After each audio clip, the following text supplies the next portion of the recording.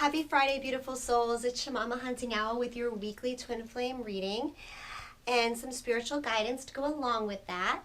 I hope everybody is having an amazing week. I know, I think I say this in every video. We've been crazy. Some people this week were going through what I went through last week about feeling like they got hit by a steamroller. But the energies have been a little bit clearer this week. We're still healing and purging a lot of stuff. We're coming up on the new moon in Scorpio, I believe, for this week, which is going to hold a lot of intensity. There's a lot more stuff that's still going to be coming up, guys, and I know that you hate to hear that.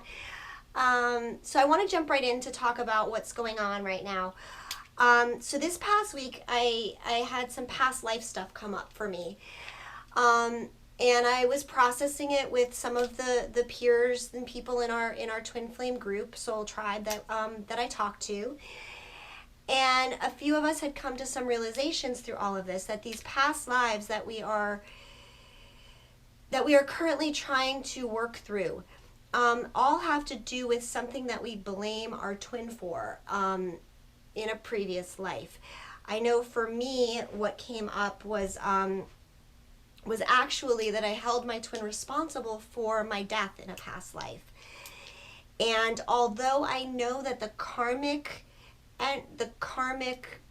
I've forgiven him for that. I know that. But there's this residual energy that I feel like I have been holding in my solar plexus chakra. And I kind of feel like that this is what's going on for a lot of us in the collective right now. We blame our twins. We're holding blame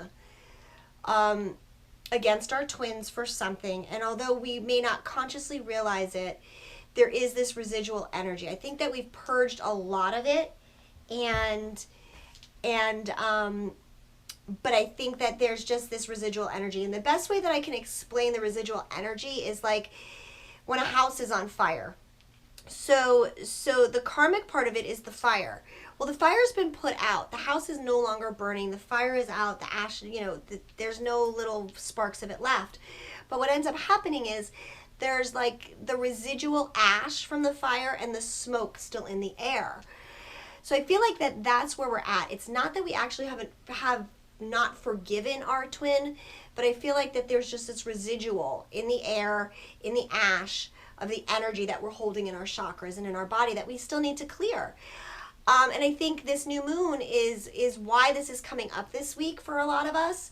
I have to be honest, I kind of delayed putting out this video because I didn't feel like it was going to resonate with a lot of people. But as this week has progressed and up until today, I realized that I need to say something because, again, it's coming up more and more and more and more with the people that I've been talking to and working with. So I felt like that's why it was really important. So coming into forgiveness with our twin, allowing it to just go, free that energy, using the new moon to do that this week. If anybody wants to have wants to understand how to do that, you can reach out to me. I can guide you through that in a session if you'd like on how to use the moon's energy to clear this stuff and what you need to do personally for releasing the energy for yourself. With that, the reading for today also plays part into something else that I've noticed as a pattern that's been happening for the last week or so. The feminine are tired. You guys are very tired. Oh my goodness, we're all tired. The thing that troubled me this week is, and this is the first card from the reading, so I'm going to kind of tie it in as we talk about it, is a lot of the feminine want to walk away. It makes me really, really sad, you guys. But I understand why, okay? This is a 27, this is a 9, this is the end, completion of something. You guys are just tired. You want to walk away from your twin. You want to leave the journey. You're just done and over and past it all. And I honor you. I honor you for where you're at and the place you're at and the way you're feeling. Completely 110%, I honor you. This is not a journey for the faint at heart. We've said this a million times. I think I've said it in a million videos, or I haven't done a million, but you know what I mean. But what I need to explain, and I talked about it in last week's video a little bit, but I think some people got the wrong impression, is when I said you need to let your twin be and hold space for them, that wasn't telling the feminine to walk away from the journey, to give up or quit on their twins. That was not what it means. So I want to talk about what unconditional love is just for a minute and what holding space actually means. Holding space is just entirely about loving your twin, knowing they're there, giving them the time and space they need to chill, just like we need to chill right now. So unconditional love. Unconditional love is about loving your twin no matter what. Loving your twin even if they lie to you.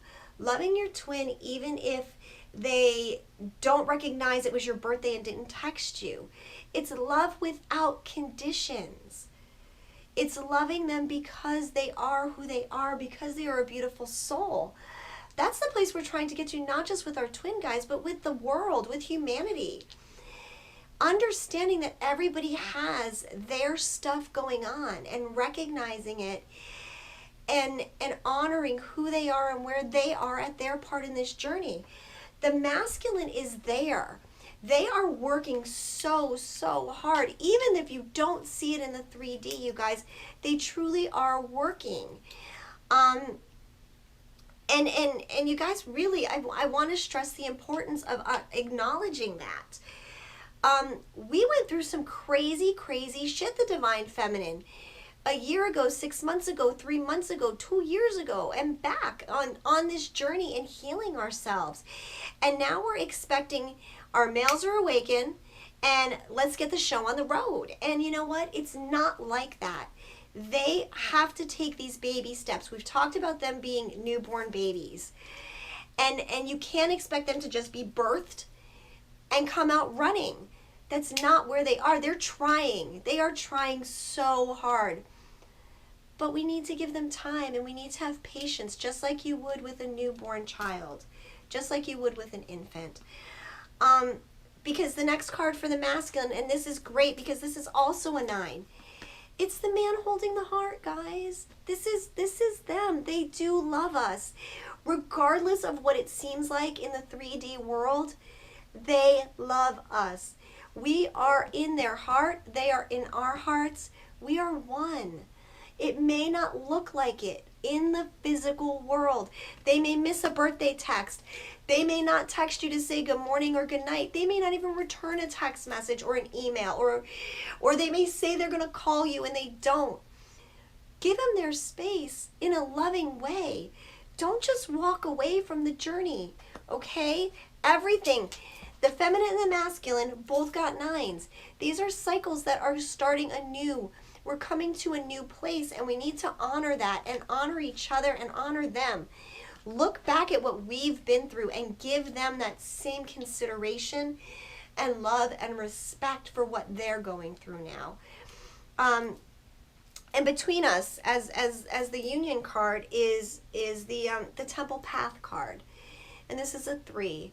This is, to me, about, again, listening to spirit, following our path, following our journey, not giving up. This is what's going to lead us to spirit. This is what's going to lead us to our higher calling, our mission. This is what's going to lead us to God and being connected to source, spirit, the universe, to it all. This is our road. This is our path. Okay, it's the path, the temple path to God, to enlightenment, to ascension. And that's what joins the masculine and feminine this week.